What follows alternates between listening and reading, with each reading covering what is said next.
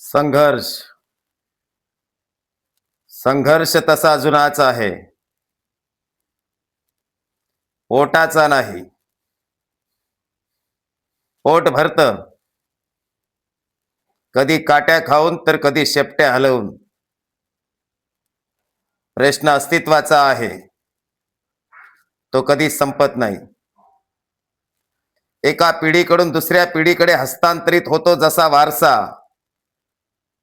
जसा अपमान तशीच जिद्द. कधीतरी कुणीतरी कथा लिहून ठेवली की आमचा जन्म पायाच्या अंगठ्यातला, त्यालाच सत्य मानून आमचं माणूसपण नाकारलं गेलं. तिथूनच संघर्ष पेटला. नावासाठी नाही, देहासाठी नाही. आम्ही ही माणसं आहोत हे मान्य व्हावं म्हणून. तोच वारसा आज माझ्यापर्यंत आला. माझ्याही रक्तात तीच रग आहे.